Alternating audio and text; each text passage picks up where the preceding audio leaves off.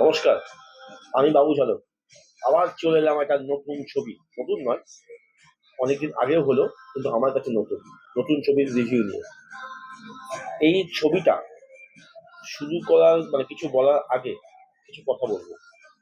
সেটা হচ্ছে, এই ছবিটা আমার কাছে অনেক বেশি এক্সপেকটেশন ছিল, অনেক বেশি উল্লাস ছিল। সেই জন্য এই ছবিটার বেশি মানে এই ছবিটার কাছে বা এই ছবিটাকে নিয়ে আমি অনেক বেশি এক্সাইটেড ছিলাম। তার কারণ, আপনারা দেখে থাকবেন হয়তো সাউথের বা দক্ষিণের যেসব ছবিগুলো হয়, সেই ছবিগুলো সিঙ্গেল স্ক্রিন হোক বা মাল্টিপ্লেক্সে হোক, রমরমা করে চলে। যে কোনো নায়ক হোক, যে কোনো নায়িকা হোক, তাদের কাছে সেই নায়ক নায়িকারা ভগবান, ঈশ্বর বা উপরওয়ালার মতন মানে টাচ করে। তাই তারা প্রথম দিন প্রথম শোয়ে ফাটাফাটি করে দেয়। এবং তাদের সঙ্গে সঙ্গে সাউথের একটা জিনিস দেখবেন, 90% মানুষ তারা নাচ করতে ভালোবাসে এবং রীতিমতো খুব ভালো ডান্সার তারা।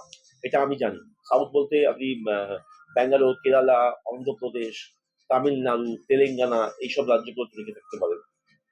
এবং তারা সিনেমা দেখাকে মনে করে নিজের ধর্ম, নিজের কর্তব্য এবং নিজের একটা অন্য কাজের মধ্যে নিজেকে সবসময় সিনেমা সিনেমা নিয়ে তারা জড়িয়ে থাকে। আমি কেন বলছি সাউথের কথা?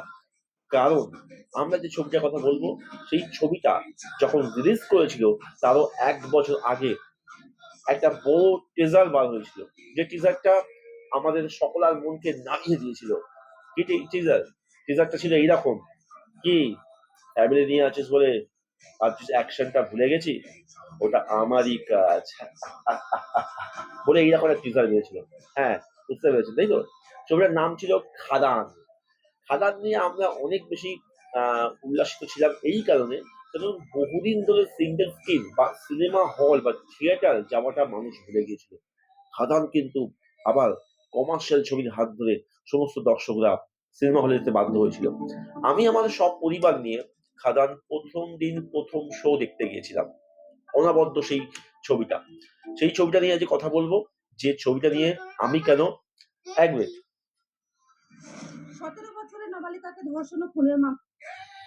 যে ছবিটাকে নিয়ে আমি কেন সারা পশ্চিমবঙ্গ একটা আলাদা রকম এক্সাইটমেন্ট ছিল। কেন ছিল এবার বলবো।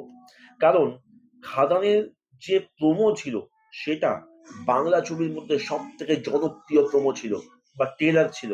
সেই ট্রেলারটা ফাটাফাটি ভিউয়ার্স ছিল এবং সত্যি সেই ট্রেলারটা তৈরি করার মতনই একটা ট্রেলার হয়েছিল। তার কারণ সেই ট্রেলার দেখে গায়ের লোম খারাপ হয়ে যায় এবং সেই ট্রেলার দেখে প্রচুর মানুষ কিন্তু সিনেমা হলে গিয়েছিল। এবং সিনেমাটার একটা দুর্দান্ত ইউএসপি ছিল যে সিনেমাটা বিজিএম, ব্যাকগ্রাউন্ড মিউজিক, লাস্ট বহু বছর এইরকম ব্যাকগ্রাউন্ড মিউজিক দেখা যায়নি। সিনেমায় যে গানগুলো ছিল অসাধারণ গান ছিল। সিনেমার মেকিং, বাংলা ছবি এইরকম মেকিং কিন্তু দেখা যায়নি। এবং সিনেমার বিষয়বস্তুটাও কিন্তু ফাটাফাটি ছিল। কিন্তু প্রথম 20 মিনিট দেখার পর এই ছবি দেখে আবার নিরাশ হই। কারণ ছবিতে ফাটাফাটি লিরিক্স, গান, অ্যাকশন, গ্রামার থাকা সত্ত্বেও ছবি কোথাও যেন হারিয়ে গেল। মেকিং অবশ্যই ভালো ছিল, ঝাঁ চকচকে ভিএফএক্স এর কাজ দেখার মতন। দেব এন্টারটেনমেন্টের ছবি এটা। এই ছবিতে অভিনয় করেছিল দেব, যিশু সেনগুপ্ত। এই ছবিতে ছিল পার্থসারথী। এই ছবিতে ছিল ইদিকা পাল, বরখা, আরো অন্যান্য সব অভিনেতা অভিনেত্রীরা। কিন্তু এত ভালো ছবি এবং ব্যাকগ্রাউন্ডে সব্যসাচী চক্রবর্তীর ভয়েস সবকিছু নিয়েও ছবি কিন্তু মুখ থুবড়ে পড়েছিল। তার একটাই কারণ, এই ছবির সব থেকে বড় ব্যাপার যেটা ছিল, সেই ছবিটি ছিল অত্যন্ত স্লো ছবি।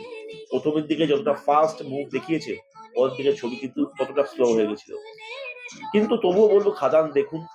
অনেক পরে, এখন যেহেতু রিলিজ করার অনেকদিন পরে আমি বলছি, কারণ আমি এই রিভিউটা বলতে চাইনি তখন, কারণ একজন বাঙালি সিনেমা প্রেমী হিসাবে, একজন অভিনেতা হিসাবে আমার কর্তব্য বাংলা ছবির সঙ্গে সবসময় থাকা এবং এইরকম ছবি দেখা দরকার।